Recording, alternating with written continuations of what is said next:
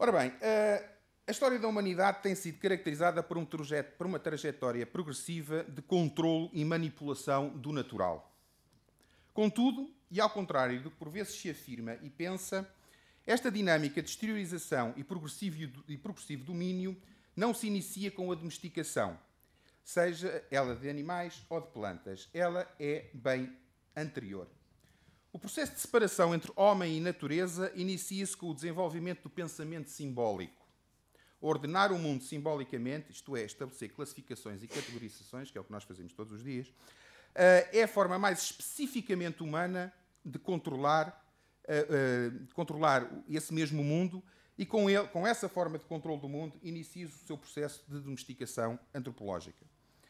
Quando ocorre a efetiva domesticação de animais, primeiro, e de plantas, depois, essa ocorrência opera-se num quadro pré-existente de controle simbólico do mundo, que enquadra essa nova relação com animais e plantas e a ajuda a explicar. Portanto, o que eu quero aqui afirmar, digamos, a minha tese, é que o problema da domesticação concreta de animais e plantas não é o início de um processo, é uma etapa de um processo simbólico que ocorre desde muito mais atrás, pelo menos, seguramente, desde o Paleolítico Superior, e que, sendo uma etapa, é algo que tem que ser enquadrado e explicado por esse processo dinâmico que já vem de trás.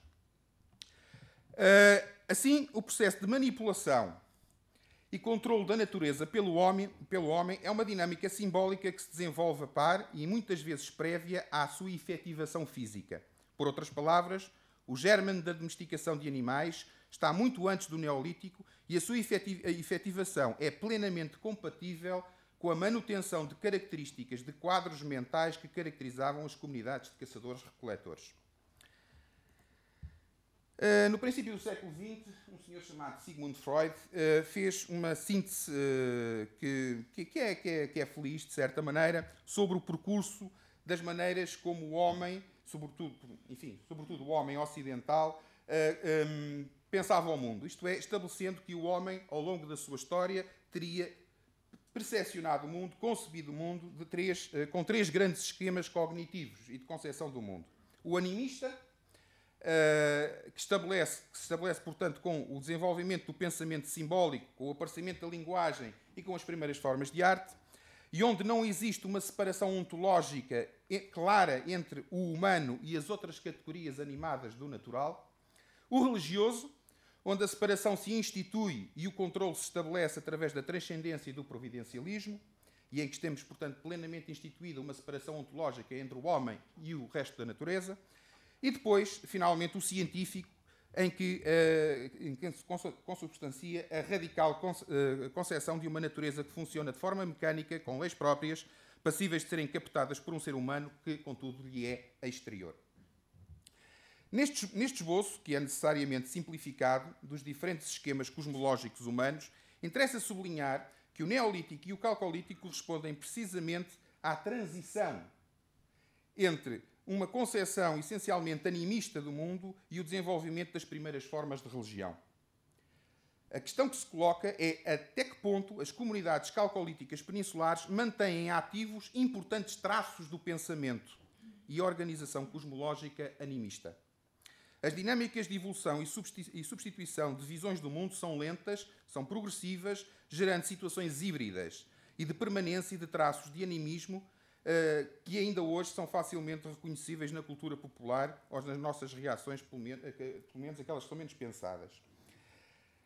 Esta mesma ideia é expressa, por exemplo, na periodização de um autor que estudou a história da domesticação de animais, e onde ele concebe precisamente que existe uma fase de pré-domesticidade que é caracterizada essencialmente por uma relação de paridade ontológica entre o humano e outros elementos vivos da natureza, num quadro que é profundamente animista, que é seguida por uma outra etapa que ele considera de domesticidade, que é caracterizada essencialmente por essa separação ontológica que vai gerar práticas e concepções utilitaristas dos animais, mas aonde, sobretudo nas primeiras etapas, de facto, se preservam ainda atitudes que são características do esquema mental pré-doméstico, isto é, de um esquema mental essencialmente animista.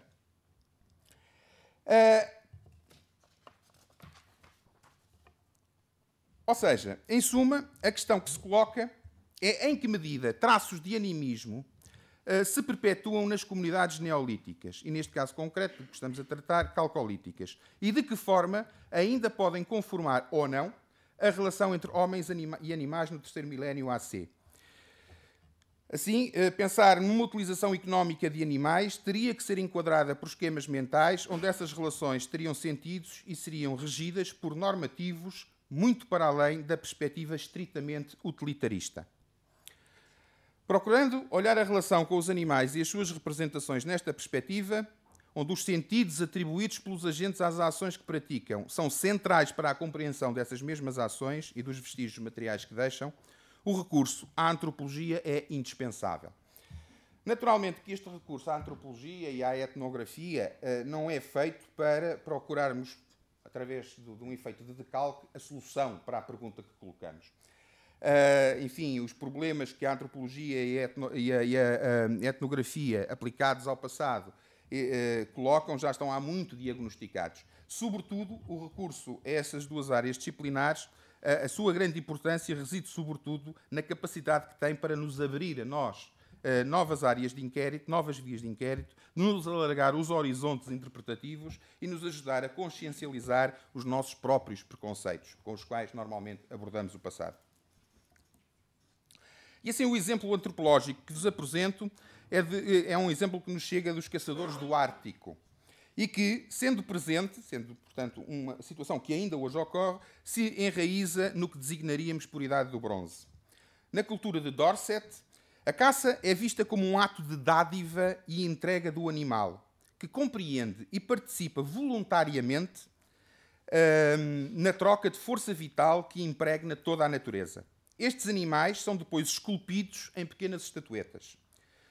Mas mais importante que a escultura é o ato de esculpir. Esse ato é considerado como um ato de pensamento, uma forma de ter os animais em mente, resultado da necessidade de manter essa relação vital entre forças vivas do universo e interdependentes, num quadro de concepção do mundo profundamente animista.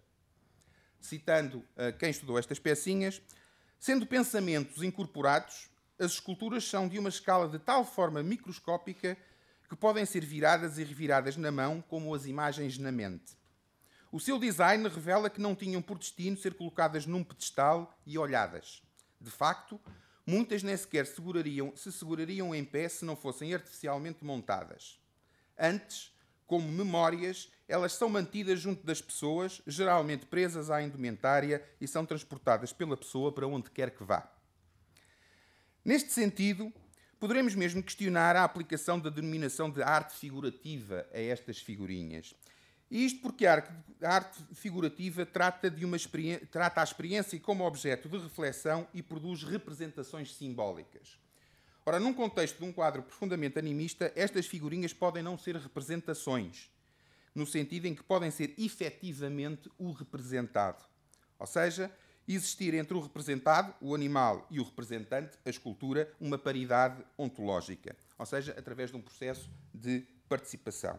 É um processo psicológico que ainda hoje ocorre connosco. O exemplo que eu costumo dar, para as pessoas entenderem o que eu estou a querer dizer, é que nós, por exemplo, temos dificuldade em falar de cancro. Porque, precisamente, psicologicamente estabelecemos um nível de paridade entre a doença em si e a palavra que a representa. E preferimos falar de outras coisas, como se falar de cancro convocasse a doença. Portanto, há inúmeros exemplos ainda hoje deste fenómeno de participação psicológica, como, por exemplo, a destruição da Bastilha. Não foi só a destruição de uma prisão, foi a destruição de um mal. A destruição da prisão de Rodolfo é essa mesma coisa. Portanto, porque é que o Harry Potter não pode dizer Voldemort? Enfim, são uma série de exemplos que eu costumo dar para precisamente explicar esta ideia do fenómeno de participação em que o representante se torna efetivamente aquilo que ele supostamente deveria representar. Portanto, não é uma representação, é. E este urso não é a representação de um urso, é um urso, efetivamente.